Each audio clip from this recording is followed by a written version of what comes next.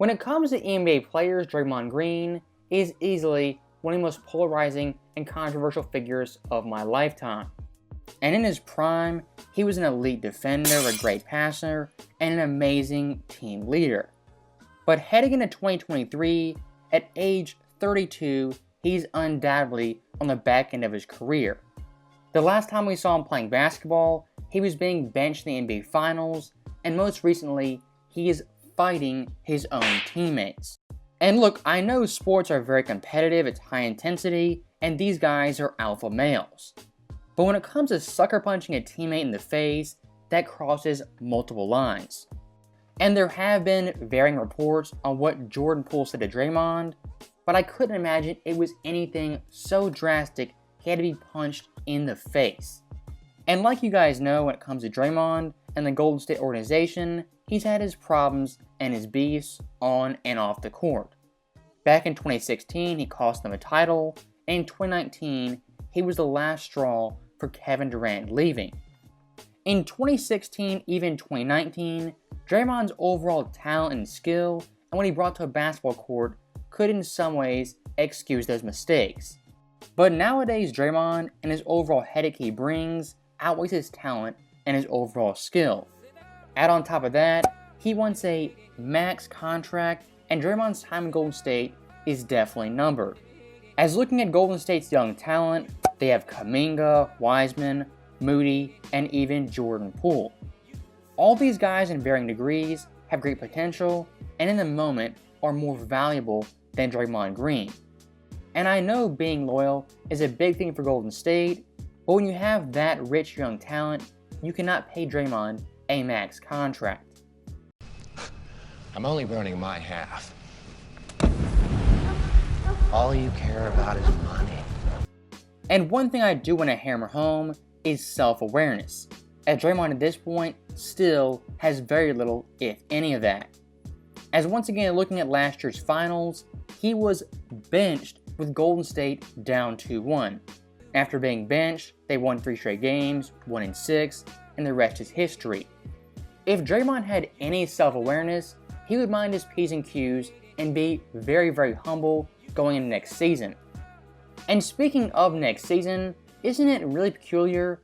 Both Boston and Golden State have massive scandals or controversies off the court.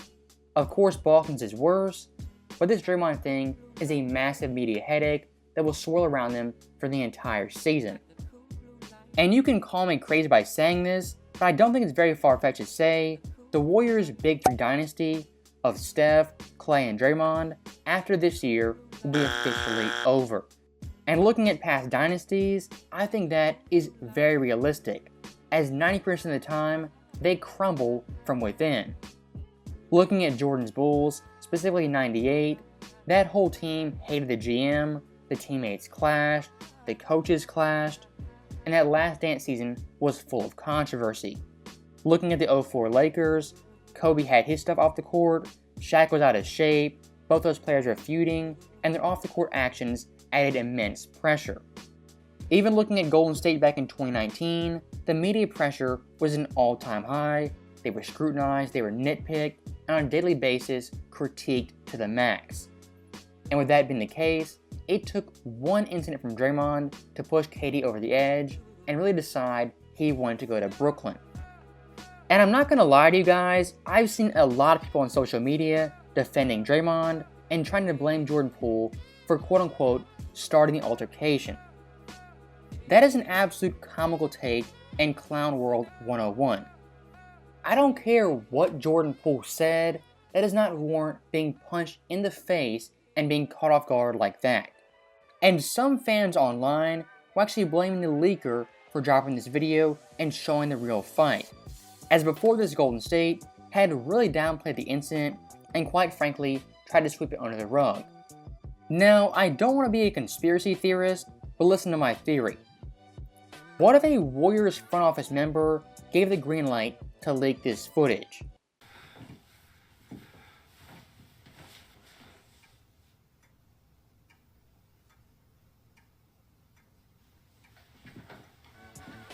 Before you call me crazy, just think about it. The motive is 100% there. as Draymond is a declining NBA superstar, he's a hothead, he was benched in last year's finals, and next year wants to be paid the bag and a boatload of money. Now why I think they would leak this is they want public sentiment to be against Draymond Green, and when they don't give him his contract, the general public will be in Golden State's favor. Maybe it's a little far-fetched, but we've seen NBA organizations be slimy and make underhanded moves to save a buck or win a championship. Now, even with the media circle all the BS in the Draymond fight, the Warriors still are the top team in the Western Conference and projected to make the NBA Finals. And while I do agree with that, to win an NBA championship, your team has to click on all levels and the chemistry has to be sky high. And for Jordan Poole specifically, his ceiling is a low-level all-star who can get you 20 points per game. Maybe his head got a little big after last year's finals and that championship run, but still, he is a vital piece of their team, and going forward is worth more than Draymond Green. If he's checked out and doesn't forgive Draymond, this team could have major issues. And when it comes to re-signing, if he goes elsewhere, that's a big loss and possibly would cost them a championship. And looking at Golden State's best player and their leader, that is undoubtedly Steph Curry. And if one guy could bring a team together, I think Steph is that dude. But as you guys know Steph, he's kind of relaxed, he's chill, and for the most part, he's mellow. Can Steph Curry put Draymond back in line and repair this team for the 2023 season? That is the major question mark and the controversy for this Golden State team. And when it comes to the NBA media, if Golden State gets off to a rocky start, they drop some games, they're 4th, 5th in the standings, maybe even 7th, Draymond Green, fair or unfair, will get the blame for this team underperforming. As once again, he sucker punched a teammate and assaulted him on a basketball court.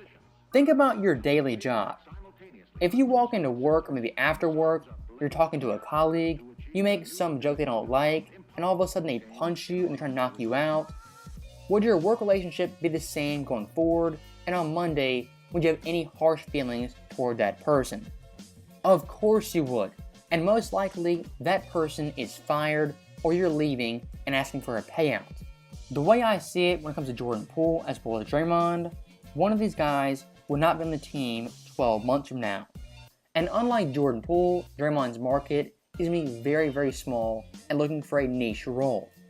As once again in Golden State, his overall role is so fitted and so particular. Looking at all 29 NBA teams, Draymond's overall play style does not fit 80% of them. Imagine him at age 32 in Detroit, OKC, even Cleveland. Would he be a starter, let alone a top 7 player on that team? In my personal view, at age 32, he would not. Compare that to Jordan Poole, and it's a no-brainer Golden State will take him over Draymond. And to wrap this video up, I'll say one last thing. What NBA team outside of Golden State wants a technical foul machine, a hothead at practice, a guy who costs his teams wins, shoots 29% from 3, and has more turnovers and fouls than made field goals? What NBA team in their right mind is signing up for that in 2023?